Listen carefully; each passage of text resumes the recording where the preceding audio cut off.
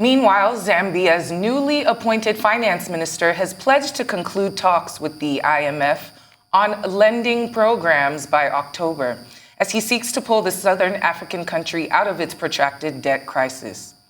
President Hakainde Hichilema, who was elected earlier this month by a landslide, named Situmbeko Muso Kotwane, an experienced international economist, to a second stint as Zambia's finance minister. The appointment of Muso Kotwane, who held the same post from 2008 through 2011, was later announced 3 days after Hichilema pledged his swearing-in ceremony to bring public spending and the budget deficit under control. Well, to get a better grasp of all these developments about Zambia, we have with a special focus on President Hichilema's economic agenda and cabinet formation is political analyst of the Southern African Times, FARAI MUVUTI. FARAI, it's always good to have you shed light on these issues from the ground. Thank you for having me. Great. Now let's start with Zambia's newly appointed finance minister, Muso Kotwane. Apparently, he's pledging to conclude talks with the IMF on the lending program by October.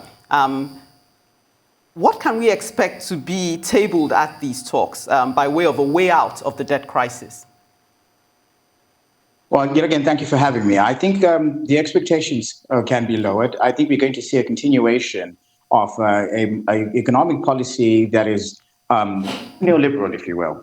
We're going to see a sustenance of Zambia's economic structure as we know it, and not fundamental systematic change, as it were.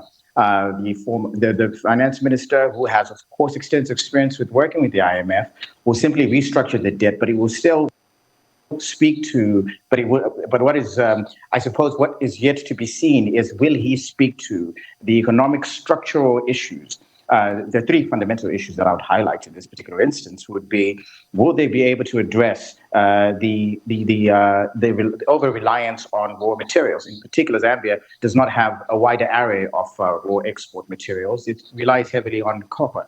Will we see an adjustment of the structure of ownership, which can enable them to have much more power to further inherit beyond the taxing regime that they currently have, which is part of the reasons why they're in the debt in the first place? Will we see a diversification of the economy, moving away from raw export and value addition? I think we may not see that.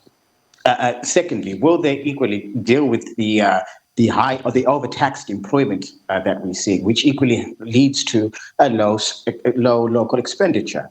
And thirdly, will they deal with the low government investment base, which the country is facing as a result of the defaulting? So these are the critical issues that I think the finance minister will have to deal with. Of course, at first he'll have to deal with the IMF, see how they can restructure the debt, but without addressing the fundamental issues that the current country is facing, it becomes an old age African problem of dealing with issues that are fundamental in a cosmetic fashion without actually doing the deep work in the economy of restructure. Okay, just to piggyback on that, what can we expect in terms of the expertise that Muso Kotwane brings to bear? What was he able to achieve between 2008 and 2011?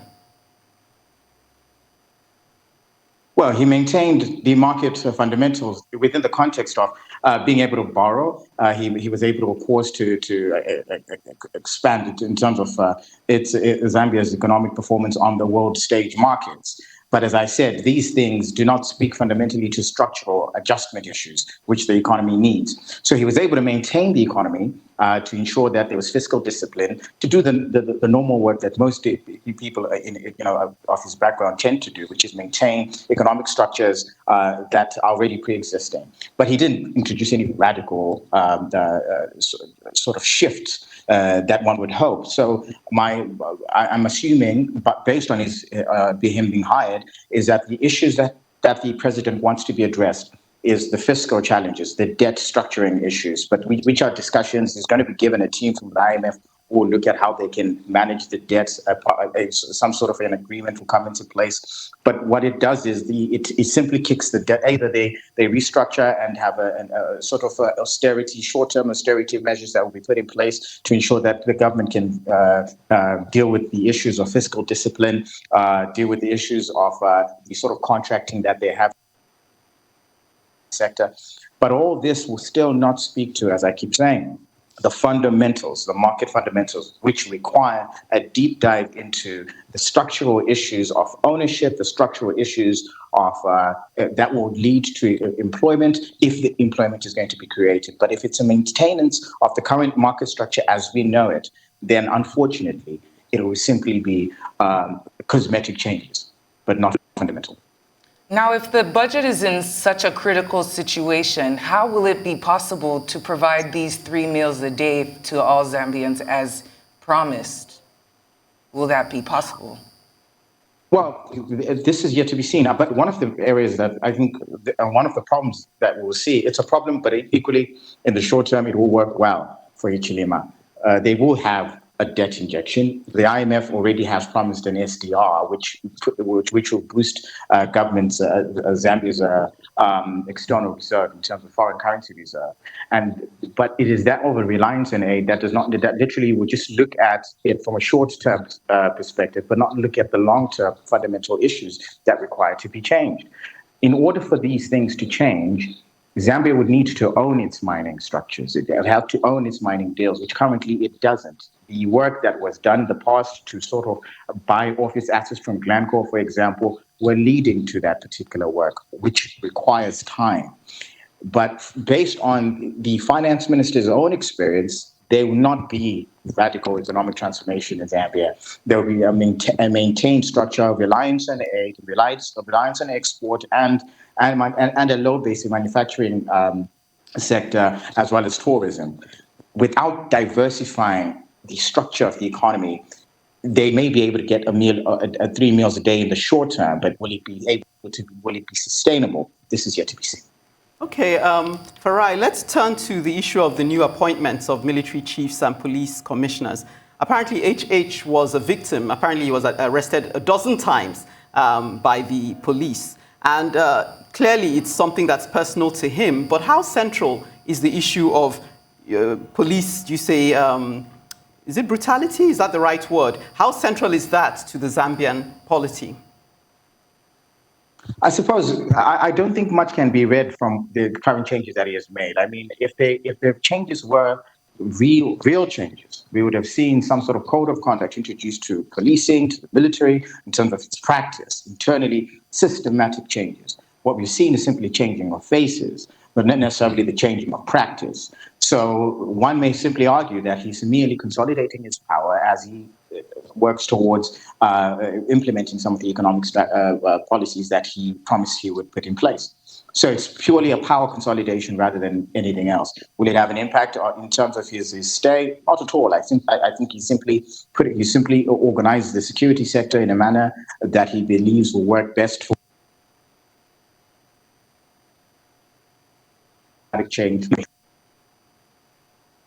That is following up with that. There is no sort of clear analysis as to what critical issues are going to be shifted by changing the top brass of the military and police leadership. To me, it merely appears almost, it falls shy of cronyism by merely just consolidating your own power base. But it doesn't speak to systematic change at all. Okay, well, but FARAI, I guess what I was trying to get at, over here we had the EndSARS movement because young people were clearly being targeted by these police force. I wonder how important such a change is to the youth who brought Hichilema into power in the first place.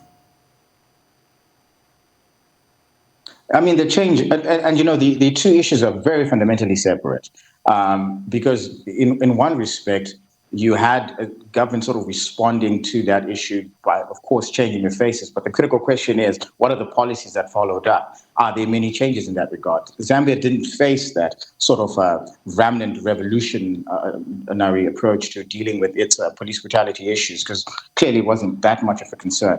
But what we're seeing here is a different story altogether. This is a story of because had it been systematic and where they forward-thinking policies that were quite progressive to implement and then to equally have a military base that would speak to those issues of different practice, then I could argue that, yes, this could be the case. In Zambia, this is not the case. The president has been a week in. It's not enough time to be able to see if there are significant challenges within the infrastructure or the institution itself. By understanding the bureaucratic pressures that come therein.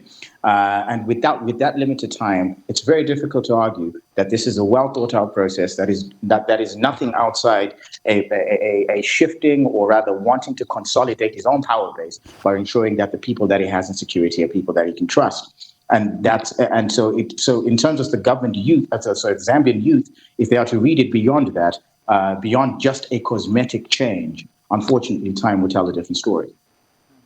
FARAI MUVUTI, thank you so much for speaking with us.